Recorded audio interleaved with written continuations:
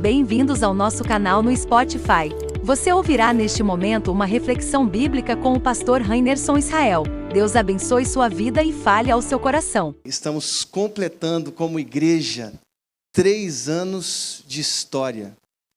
Você já parou para imaginar quantas coisas especiais que nós já vivemos nesses 3 anos? Quantas coisas lindas Deus nos fez viver, experimentar, olhar, tatear com as nossas mãos. E coisas mais lindas ainda virão em nome de Jesus. Porque Deus sempre nos empurra para um futuro extraordinário. Amém, queridos? Amém? Eu queria convidar você à palavra de Deus, numa carta preciosa que Paulo escreve, já no final da sua história. Quero ler alguns versos do capítulo 4 de 2 Timóteo. Então você vai procurar essa carta de Paulo, segunda carta que Paulo escreve ao seu discípulo tão amado Timóteo. E aí nessa segunda carta a Timóteo você vai procurar o capítulo 4. Quem encontrou, diga um amém bem forte.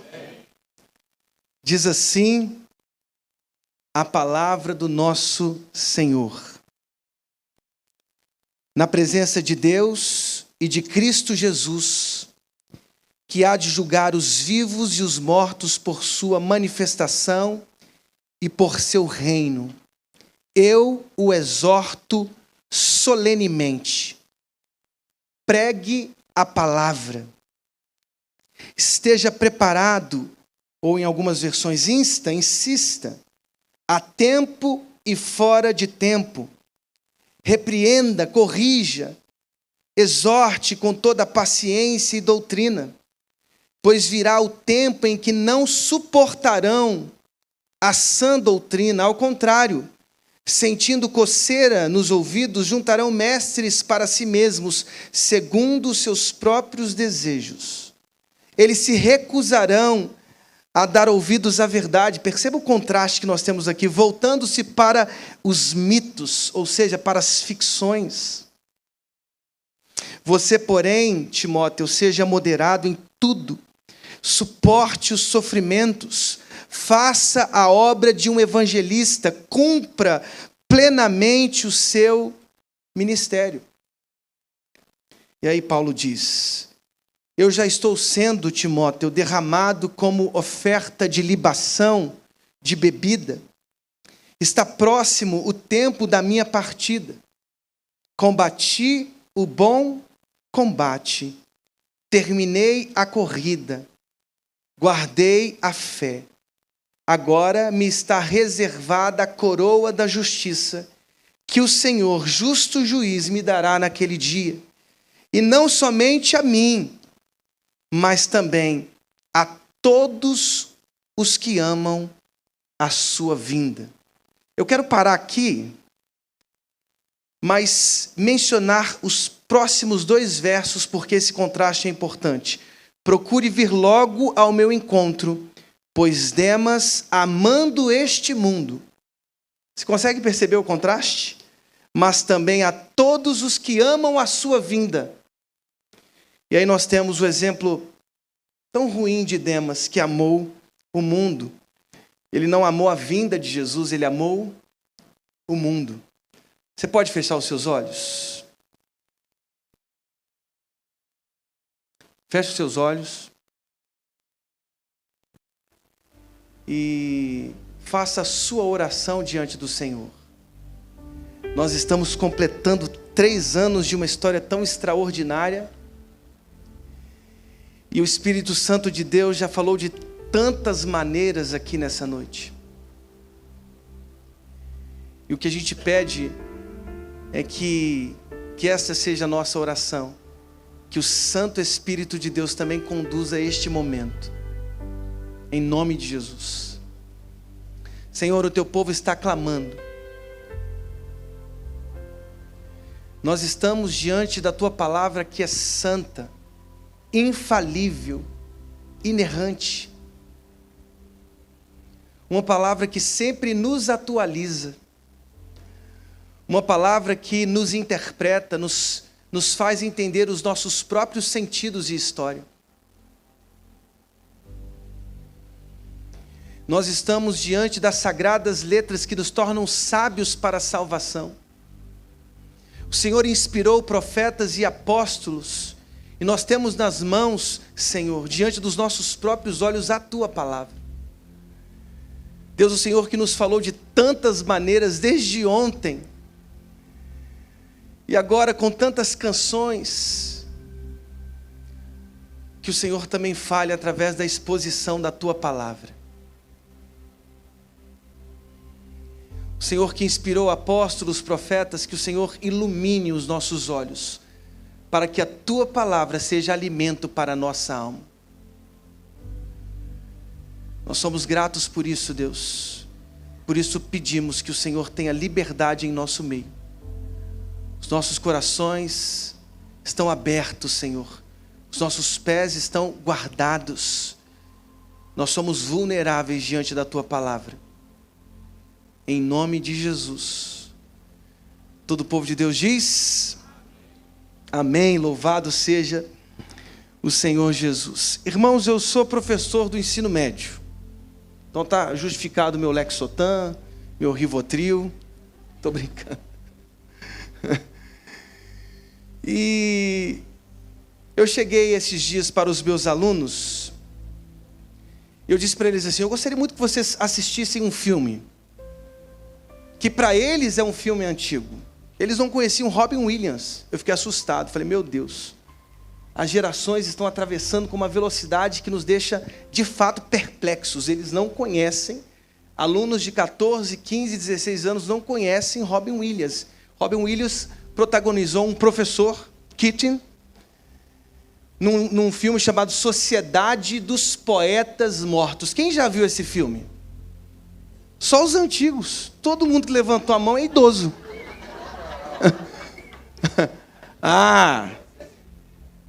Sociedade dos Poetas Mortos. Um filme muito bom, extraordinário filme. E esse professor, ele aguça a consciência crítica dos alunos. Eles se reuniam para ler poesias, e através das poesias ter um olhar um pouco mais aperfeiçoado para a história. E há uma poesia de Robert Frost que ele fez no início do século XX. E eu vou citar mais ou menos o que veio na minha cabeça aqui.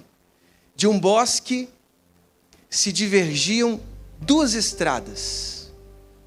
Eu busquei a menos usada, e isso fez toda a diferença. Conseguiram gravar? De um bosque se divergiam duas estradas. Eu busquei a menos usada, e isso fez toda a diferença. Percebam só, irmãos, porque eu queria extrair desse texto com vocês este caminho pouco usado. Porque nós precisamos entender que as nossas existências, elas são construídas pela nossa liberdade. É impossível negar a liberdade humana. Eu me lembro de uma disputa acadêmica na PUC do Rio, entre um aluno e um professor. Um aluno dizia: não, nós somos construídos pela sociedade. E o professor disse assim: não, pelo amor de Deus, nós temos liberdade para gritar. Se há um grito em nossas almas, esse grito se expande para nos mostrar, para evidenciar a nossa liberdade. Se nós temos a capacidade de gritar as nossas indignações, é porque nós somos livres. Nós temos que construir a nossa história. Nós estamos construindo, como igreja, a nossa história aqui em Itaipava. Os nossos arbítrios, as nossas liberdades, graças a Deus, têm convergido na própria soberania de Deus, porque essa é a grande tensão da Bíblia. A soberania de Deus, o poder de Deus, a graça de Deus, as misericórdias de Deus, os planos eternos de Deus, que convergem com as nossas liberdades. Isso é incrível. Isso é ser igreja. Nós estamos construindo juntos, igreja, Casa Viva, a nossa história. E nós precisamos entender que estrada é essa que está sendo pouco usada em nossos próprios tempos. Nos nossos tempos. Quando Paulo escreve essa pequena carta ao seu discípulo Timóteo, ele está próximo da sua morte. Isso deve nos levar à seguinte confissão: esta carta aqui, ela não é apenas uma instrução administrativa. Ela carrega as potencialidades de ser uma confissão final, escrita sobre a sombra do seu próprio martírio. Paulo tem outras cartas que ele escreveu da prisão, por exemplo, no seu aprisionamento, primeiro em Roma. Isso está descrito em Atos 28. Paulo tinha liberdade para receber seus amigos. Ele escreveu algumas cartas, por exemplo, a carta aos Filipenses. Em sua carta aos Filipenses, Paulo demonstra a sua esperança pela vida. Isso é extraordinário, é extraordinário, como Paulo tinha uma paixão intensa pela vida. Isso me faz crer que a fé cristã não é inimiga da vida, não é inimiga das nossas existências, da nossa vida corporal, física, concreta. Havia em Paulo uma pulsão pela vida, por isso ele diz, na esperança, mesmo aprisionado, o viver é Cristo. Morrer é extraordinariamente a luz do Evangelho, a luz da ressurreição de Cristo. Você precisa entender a morte através das lentes da ressurreição.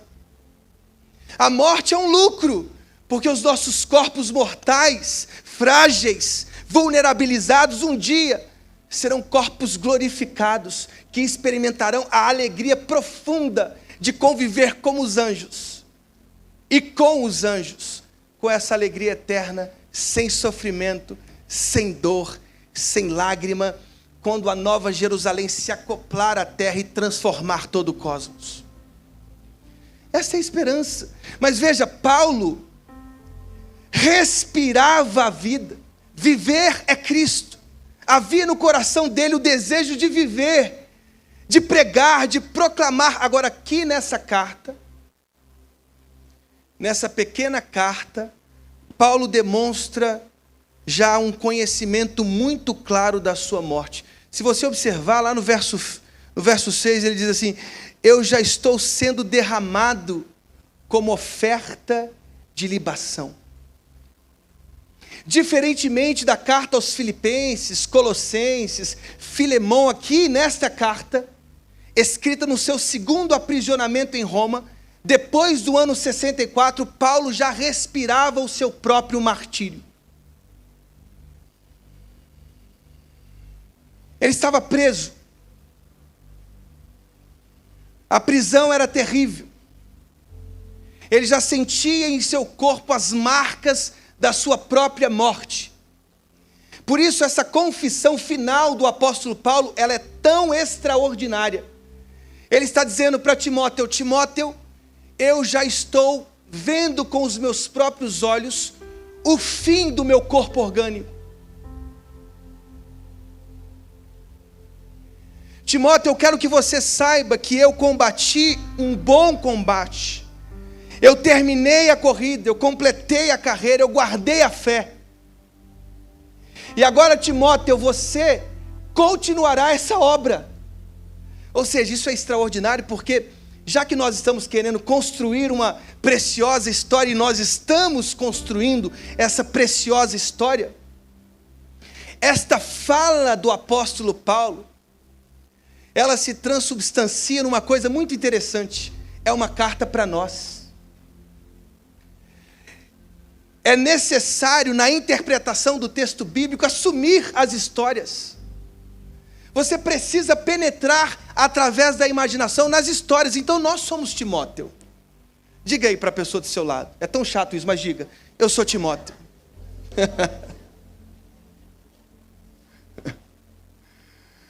Nós somos Timóteo, nós estamos agora recebendo do apóstolo Paulo uma carta preciosa, porque nós estamos escrevendo com ele essa história. É o fim, é o colapso do seu corpo orgânico. Ele está dizendo claramente: eu já sinto na minha alma, no meu corpo, que eu estou sendo entregue como oferta de libação, como oferta de sacrifício. Os anos eram terríveis. Poucos anos depois do próprio martírio de Paulo, anos 70 depois de Cristo, toda a cidade de Jerusalém é pisada pelos próprios gentios, como numa concretização da própria visão de Jesus, quando ele viu o templo e disse para os discípulos: não vai sobrar pedra sobre pedra. No ano 70, Jerusalém é tomada pelo Império Romano e é completamente destruída. Agora veja, nós estamos há poucos anos disso e Paulo já está sentindo que o seu corpo está experimentando o fim. Nessa confissão final, Timóteus, Paulo está dizendo assim para todos nós: na presença de Deus e de Cristo, que há de julgar os vivos e os mortos por sua manifestação e por seu reino, eu o exorto solenemente. Perceba a expressão jurídica que nós temos aqui. Eu exorto solenemente. Ou seja, Paulo está dizendo: o que eu quero dizer para vocês a partir de agora, Timóteos, é fundamental. Se vocês estão escrevendo histórias, ou poderíamos dizer no singular, história. Se vocês estão escrevendo a história do reino, a história da igreja, aquela que o próprio Cristo começou, vocês precisam ser exortados juridicamente. E nós precisamos trazer como testemunhas Deus e Cristo, aqueles que hão de julgar os vivos e os mortos. Então veja, não é uma palavra qualquer, é uma palavra solene, é uma palavra formal. Vocês precisam ouvir com ouvidos atentos. Preguem a palavra. Preguem a palavra. E como isso se tornou tão urgente, irmãos, tão urgente. O apóstolo Paulo plantou tantas igrejas, para as quais ele enviou muitas cartas, profundas cartas, cartas que tinham intenções pastorais, encarnadas. Ele queria combater, por exemplo, cânceres que se espalhavam nas igrejas. Por exemplo, na carta aos Gálatas, ele combateu um legalismo que era um câncer. Paulo disse: eu estou perplexo com vocês, Gálatas, porque vocês estão deixando em tão pouco tempo o evangelho.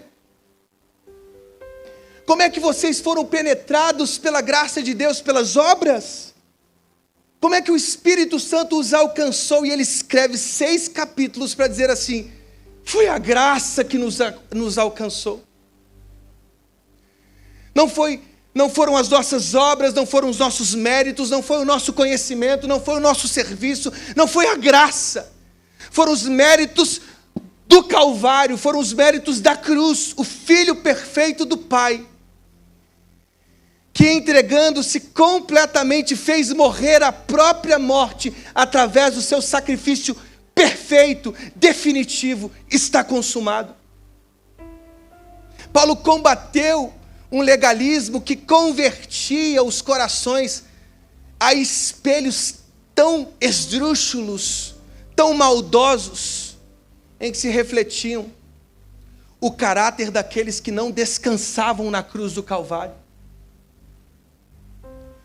Paulo teve que combater, por exemplo, aos colossenses uma heresia tão terrível que arrancava Cristo de ser aquele intermediador perfeito entre o Pai e os homens.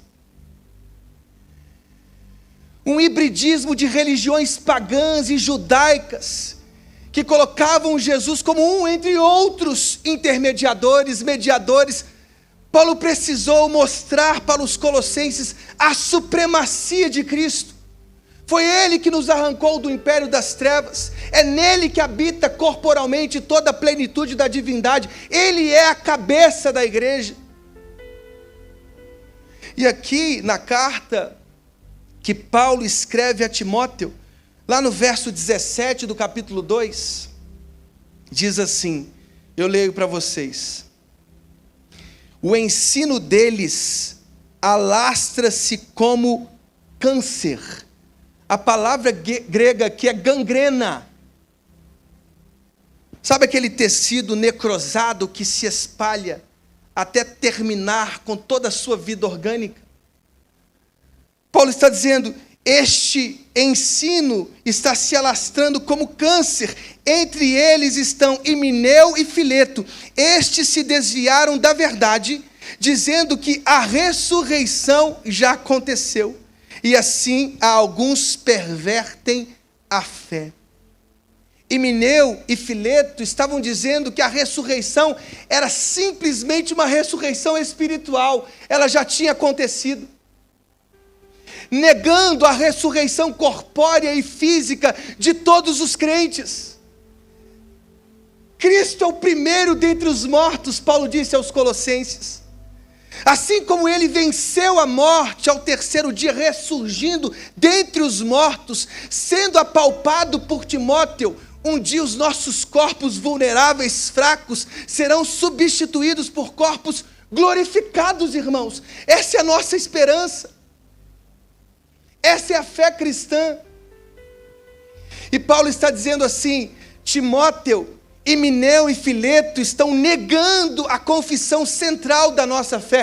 Por isso, Timóteo, pregue a palavra. Nós estamos construindo a nossa história, irmãos.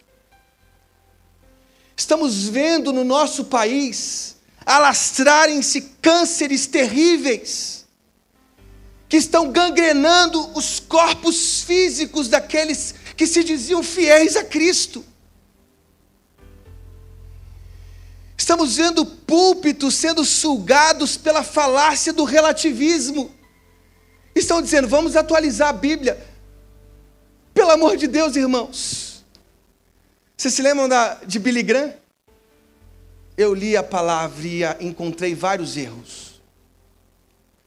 Todos eles em mim. Cadê a coragem dos santos homens de Deus? Cadê a coragem de Lutero, que em 1521, no concílio de Worms, em outubro, estamos celebrando os 508 anos da Reforma Protestante. Eu só serei mudado através da razão, porque eu estou cativo à palavra de Deus. Queridos, se estamos construindo a história da Casa Viva, nós precisamos entender que a nossa fé, que os nossos passos históricos precisam estar alicerçados na palavra inspirada por Deus. Ele inspirou, veja só o que diz o capítulo 3, versos 16 e 17. Toda a escritura é inspirada por Deus. Ela é útil para o ensino, para a correção, para a instrução na justiça, para que todo homem perfeito seja perfeitamente habilitado para toda boa obra. É a palavra de Deus, mais cortante do que qualquer espada de 2 gumes, que penetra ao ponto de dividir alma, espírito, juntas e medulas. É a palavra de Deus, que é lâmpada para os nossos pés, luz para o nosso caminho. É a palavra de Deus. Passarão os céus, passarão a terra, mas as minhas palavras não passarão. Cânceres que se espalham, coachings na própria igreja, irmãos. 7 passos para você ser vitorioso nas finanças. 20 passos para você vencer com o seu dinheiro. 35, é tanto passo que, pelo amor de Deus, eu fico, meu Deus, é muito passo. Já estou cansado só de começar esses passos todos. E aí os nossos púlpitos estão sendo trocados por treinamentos de alta performance. A cruz está sendo esvaziada, a ressurreição está sendo esvaziada, o Deus triuno está sumindo das nossas músicas. E os nossos egos inflando estão comendo, irmãos, estão digerindo toda a preciosidade da nossa tradição, construída há milênios, irmãos. Por isso Paulo disse, pregue a palavra. Porque, irmãos, se nós estamos construindo uma história do reino de Deus, nós precisamos entender que nós, como igreja, temos que encarnar o próprio Cristo. E encarnar o próprio Cristo é continuar pregando a palavra de Deus. Ele diz, insista, tenha uma perseverança insistente, tempo fora de tempo, repreenda, corrija, exorte com toda paciência e doutrina. Irmãos, nós somos a igreja da palavra.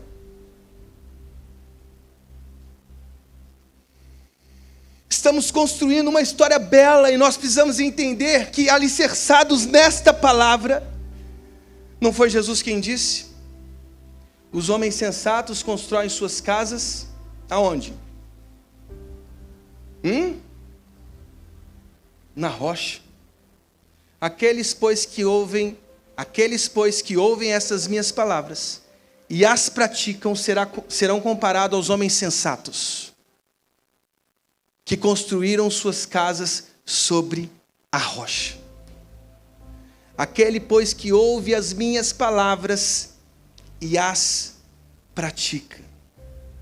Temos praticado a palavra de Deus? Temos colocado os nossos pés firmados na palavra de Deus? Pois diz o verso 3, pois virá o tempo em que não suportarão a sã doutrina, ao contrário, sentindo coceira nos ouvidos, juntarão mestres para si mesmos segundo os seus próprios desejos.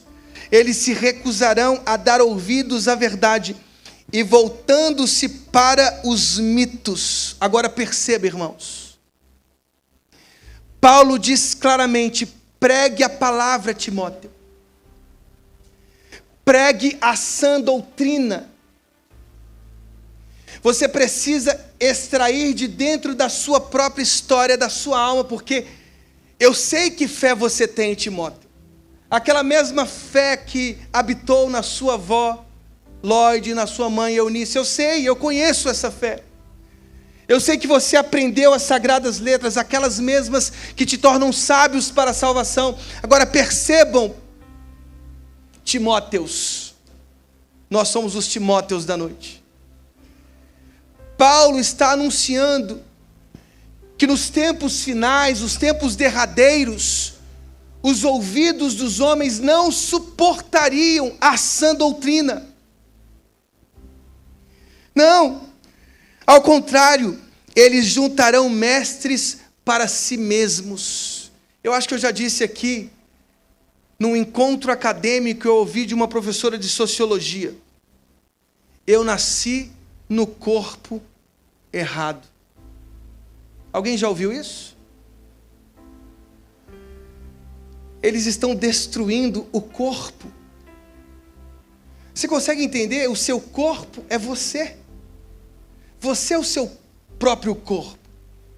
Se você aniquilar o seu corpo hoje, eu te asseguro, você não vai continuar vivendo. Pastor, posso fazer um teste? Eu acho melhor não fazer. Se você aniquilar o seu próprio corpo, a sua história chegará ao fim, porque você é o seu próprio corpo. E toda a fé cristã, mesmo no mundo helênico, no mundo grego, que desprezava o corpo, veja Himeneu, veja Fileto, não concordavam com uma ressurreição corpórea. Não, essa coisa de ressurreição, tudo isso é espiritual, nós não assumiremos corpos orgânicos. Veja, o corpo no mundo helênico, no mundo grego, era insuportável. Foi Platão em seus diálogos que disse, o corpo é o cárcere da alma. E agora os pós-modernos, os nossos contemporâneos, tornaram o corpo pior do que o cárcere. Porque no cárcere é possível viver, mas os corpos contemporâneos não. Porque ela disse, a professora de sociologia, eu nasci no corpo errado. Ou seja, a existência dessa professora só encontraria uma felicidade se ela aniquilasse a si mesma. Irmãos, veja a hemorragia de gêneros que nós temos hoje. Uma coisa mais engraçada do que a outra. Uma vez eu vi um jovem dizendo assim: eu sou lobo.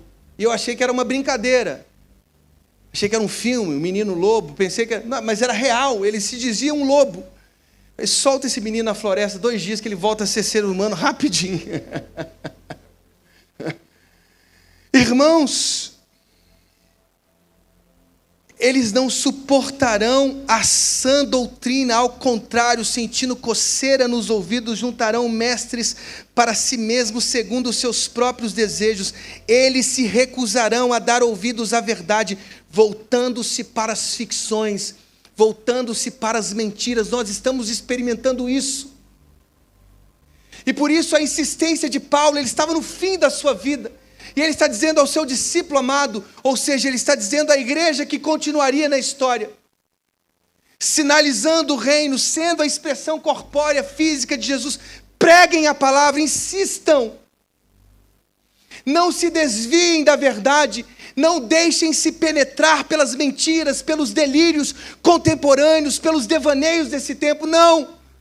Preguem a palavra, insistam, porque os próximos ouvidos não suportarão a sã doutrina. Por isso, Casa Viva, nós temos que continuar pregando a palavra de Deus, cumprindo plenamente o nosso ministério. Eu já estou sendo derramado como oferta de bebida. Está próximo o tempo da minha partida. Estamos escrevendo uma história. Paulo está no fim da sua própria vida. Ele escreve uma importante carta ao seu discípulo. Ele insiste: Timóteo, você precisa pregar a palavra. E é extraordinário quando a gente olha para a história de Paulo. Um dos homens mais encantadores do Evangelho, um plantador de igrejas. Um homem que desafiou a própria morte. Ele sofreu na sua pele tantas perseguições. Ele disse a Timóteo: Timóteo, se você quer viver piedosamente, você será perseguido. Eu fui perseguido em Listra, eu fui perseguido em Derbe. Quantas perseguições? Leia a 2ª carta de Paulo aos Coríntios, capítulos 9, 10 e 11. Quantos naufrágios pelos quais ele passou? Quantos açoites que ele experimentou por causa do Evangelho. Irmãos, nós precisamos entender que ele deve ser o nosso espelho. Não podemos sustentar uma geração menina, danoninho, irmãos. Nós precisamos ter uma geração aguerrida. Uma geração que compreende que os nossos corpos são martíricos. Carregar a cruz é a nossa destinação, não temos outro destino. Os nossos corpos precisam completar, como o corpo de Paulo, os sofrimentos de Jesus. E percebam como nós temos, irmãos, isso é um colapso, como nós temos criado em nossos corações essas fragilidades cristãs. Nós somos a igreja de Jesus. Onde está o nosso entusiasmo pelo Evangelho? Onde está a nossa paixão pelo Evangelho? Onde está a nossa vontade de servir a Deus com todos os nossos dons, todos os nossos talentos, todo o nosso suor? Jesus disse, resumindo a lei: ame a Deus, mas ame a Deus com todo o seu coração, com toda a sua alma, com todo o seu entendimento, com todas as suas forças. Ou seja, não há nenhuma parte do seu corpo que deve ser obliterado deste amor, arrancado deste amor. Tudo em você precisa amar a Cristo, tudo em você deve servi-lo. E às vezes falta paixão, irmãos, paixão, entusiasmo. Às vezes dá vontade de dar remédio de verme para todo mundo. Porque às vezes a nossa falta de energia é verme. Você já parou para pensar nisso? Ah, pastor, eu estou muito Toma um remédio de verme, pode ser isso. Meu filho, 12 anos, já está ansioso. Vou dar um remédio de verme para hoje para ele. Cadê o nosso entusiasmo, a nossa paixão? Queridos, nós somos a igreja de Cristo. Quando Cristo abriu o 5º selo em Apocalipse 6, depois da grande visão que João tem, ele tem a visão do trono no capítulo 4, depois ele amplia essa visão, ele vê o Cordeiro carregando, ele vê o Deus que está sentado no trono carregando um livro selado com 7 selos, e aí o abismo emocional de João ao refletir sobre a impossibilidade de abrir os selos, até que ele vê o Cordeiro, o leão da tribo de Judá, a raiz de Davi, aquele que poderia descelar o selo. E o Cordeiro vai descelando cada um dos selos do capítulo 6. Ele abre o 5º selo, ele descela o 5º selo, e aí ele ouve a voz dos mártires: até quando, Senhor? Até quando, ó soberano Senhor, até quando? E aí a voz do trono diz: até que se completem os mártires. Isso é impressionante. Isso é impressionante. Nós somos aqueles, vocês estão vendo os cristãos na Nigéria? Vocês estão acompanhando isso? Os cristãos na Nigéria sendo assassinados brutalmente por causa do evangelho. Irmãos, eu ouvi isso do meu sogro hoje. A igreja, muito acostumada com o poder, muito acostumada com a tranquilidade, ela também sofre um problema. Nós estávamos conversando, o meu filho começou a participar também, de quando a igreja se converteu, de quando Roma se converteu ao cristianismo. E aí a discussão nossa no carro de manhã foi uma coisa boa? Irmãos, se a gente batizar o Brasil inteiro, jogar água em todo mundo, o Brasil se cristianizou?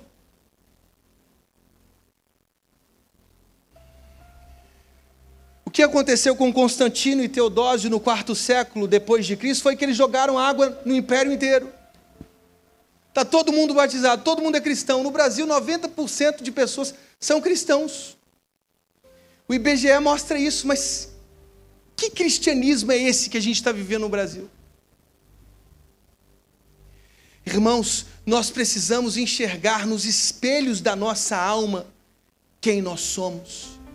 Há paixão em nós, há ardor em nós. Nós precisamos, como Paulo, irmãos, viver o que ele estava vivendo. Ele estava dizendo assim: eu já estou sendo derramado como oferta de bebida.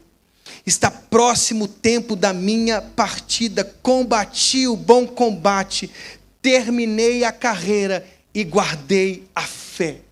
Isso é extraordinário. O homem que plantou tantas igrejas, que escreveu metade do Novo Testamento, que inspirou tantos homens, que discipulou pessoas, que estabeleceu presbíteros na igreja, que organizou a igreja de Jesus nas suas primeiras décadas. Um homem que sofreu naufrágios, açoites, perseguições físicas, ideológicas, espirituais. Ele está dizendo assim: Timóteo, a minha vida não vai continuar pulsando. Eu serei o próximo mártir. E por isso ele tão insistentemente disse assim: você que aprendeu tanto de mim, Timóteo, você precisa ensinar a outros, para que esses outros também ouçam as maravilhas do reino. É isso, irmãos. Está faltando em nós paixão, e essa paixão, irmãos, essa paixão é que nos faz percorrer os caminhos não procurados. Pregue a palavra, insista, seja perseverante, ainda que as falsas doutrinas se espalhem, gangrenando os nossos corpos, gangrenando as nossas igrejas. Timóteo está dizendo: pregue a palavra, insista, não vire para a direita nem para a esquerda. A palavra é o sustento da nossa fé. Pregue a palavra, esteja cativo, como disse Lutero, a palavra de Deus. Agora lembre-se da história de Paulo, que combateu o bom combate, que disse para Timóteo: o meu fim está próximo. Construir a história é pregar a palavra, mas é ter a paixão, irmãos. Vamos tomar esse remédio de verme logo hoje. E vamos viver de forma apaixonada o Evangelho. Apaixonado o Evangelho. Como às vezes, irmãos, os pastores experimentam isso, como às vezes os nossos corações são institucionalizados. Eles se tornam religiosos, eles perdem a paixão, eles perdem a alegria pelo Evangelho.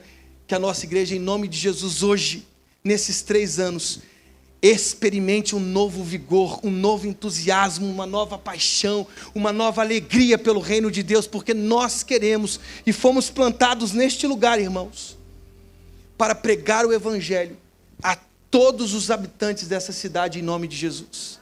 E não estamos sozinhos. Quantas igrejas que nós temos aqui, tão próximos de nós, e que estão pregando o Evangelho. Quero finalizar, irmãos, lendo o verso 8. Agora me está reservada a coroa da justiça, que o Senhor justo juiz me dará naquele dia. E não somente a mim, mas também a todos os que amam a sua vinda. E aí ele diz a Timóteo: venha logo, Timóteo, pois Demas, amando este mundo, abandonou-me e foi para Tessalônica. Percebam o contraste. Pregue a palavra. Tenha paixão pelo Evangelho. Leia de joelhos a palavra de Deus. Experimente o Espírito Santo dentro do seu quarto. Feche a porta do seu quarto. Experimente a glória de Deus. Não permita que o seu coração se institucionalize. Não seja mais um. Busque a estrada menos usada. E para a gente terminar a nossa conversa hoje, lembre-se que Deus está nos empurrando para o futuro. Não podemos amar o mundo, irmãos. Demas, amando este mundo, Paulo disse, abandonou-me e foi para Tessalônica. Eu fico imaginando Paulo num cárcere frio, próximo da sua morte, sendo abandonado por todos da Ásia, vendo pessoas que ouviram o Evangelho e foram sufocados pelas coisas presentes. Você se lembra daquelas sementes que são lançadas em solos diferentes? Jesus já tinha nos orientado, algumas sementes podem cair em solos com espinhos, que serão asfixiados pelas riquezas, pelo amor que às vezes sentimos pelo presente século. E por isso a teologia coaching é tão sufocante, tão perigosa, e uma coisa que está gangrenando as nossas paixões. Porque a teologia coaching oferece aquilo que o diabo ofereceu em Mateus 4. Me sirva e eu darei a você todas as coisas. E são essas coisas que estão sufocando a nossa paixão, são essas coisas que estão sufocando o nosso olhar para o futuro, são essas coisas que estão sufocando o nosso olhar para a cruz. Olhar para o passado é olhar para a cruz, que se torna presente todos os dias nas nossas vidas. O está consumado de Jesus se repete sempre e se encontra sempre com a gente, sim, porque neste agora em que estamos, neste instante, estamos sendo de fato convocados para carregarmos a nossa cruz e olharmos para o futuro. Não amar este século, amarmos o futuro. Temos 3 anos de história, irmãos. Nós podemos amar estes 3 anos e torná-los os nossos próprios ídolos, que vão sufocar, que vão institucionalizar os nossos corações, mas não é isso que Deus quer. Deus está nos empurrando para um futuro extraordinário. 3 anos já se passaram, outros virão. Nós queremos de porta em porta, de casa em casa, de condomínio em condomínio, de rua em rua, pregar o Evangelho de Jesus Cristo. Porque o Evangelho nos transformou. O Evangelho nos arrancou do império das trevas. Nós estávamos mortos nos nossos delitos e agora nós somos igreja. Nós estamos experimentando um reino de amor, e ao experimentar esse reino de amor, irmãos, é impossível não sentir uma paixão extraordinária pelo futuro. Eu quero convidar o pastor Daniel aqui, porque ele é um apaixonado pelo futuro também. Nós caminhamos 3 anos. Irmãos, começamos lá na fazenda, eu vi a Patrícia aqui agora, está ali o Vitor, marido da Patrícia. Nós começamos com a Patrícia correndo para cima e para baixo, lá na fazenda, nos recebendo com tanta alegria, com tanta beleza. Foi lá o nosso começo. Eu lembro do Fagner Marcão, desesperado para colocar 2 caixinhas, que, meu Deus, a caixa de som. Você tinha que orar, expulsar demônios, tudo no mesmo dia, antes de começar o culto. Caixa, por favor, não sei quem está aí dentro, saia. Foi o nosso começo. Saímos da fazenda, fomos para o Granja Brasil. Tantas coisas extraordinárias a gente viveu ali. Monta, desmonta, monta, desmonta, monta, desmonta. Eles fizeram uma, como é que chama aquele negócio que... Multicabo. Um multicabo, que ia dali até o fim do negócio. E eu fui decorando, porque eu não entendo nada de som. Até eu montava o som, colocando os cabos. Esse aqui é o 15, esse aqui é o 16. Aí quando eu vi alguém colocando no... Não é 17, o miserável, é o 15. Tem que ser 15, é 16, 17, 14, 13. Eu não entendia nada. Mas por quê, pastor? Não sei, irmão. Vai seguindo. No final funcionava o som. Era assim.